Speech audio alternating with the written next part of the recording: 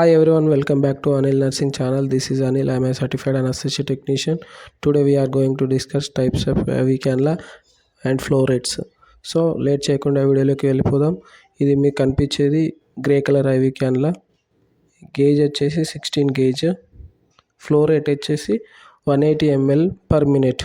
ఇది పేషెంట్ హైపోటెన్షన్లో ఉన్నప్పుడు ఈ ఐవి క్యాన్లా యూజ్ చేస్తారు.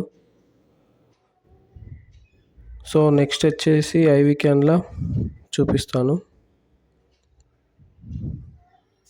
సెప్సిస్లో ఉన్నప్పుడు, హైపోటెన్షన్లో ఉన్నప్పుడు, బీపీ రికార్డ్ కానప్పుడు ఈ గ్రే కలర్ ఐవి క్యాన్లను ఎక్కువగా యూజ్ చేస్తారు.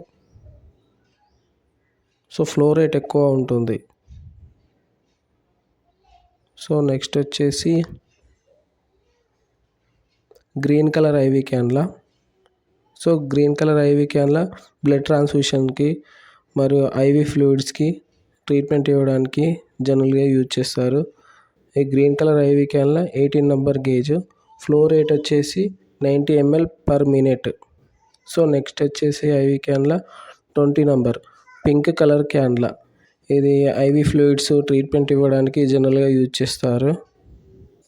సో ఫ్లో రేట్ వచ్చేసి 60 ml per minute.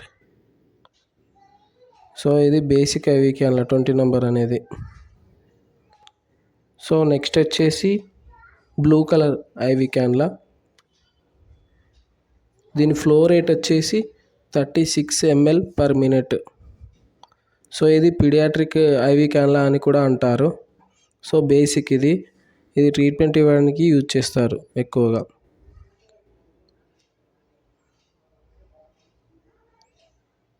సో నెక్స్ట్ వచ్చేసి 24 గేజ్. ఇది కూడా paediatric క్యాన్లా.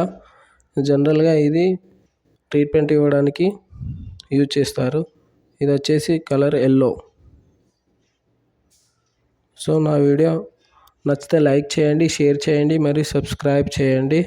Thanks for watching my video.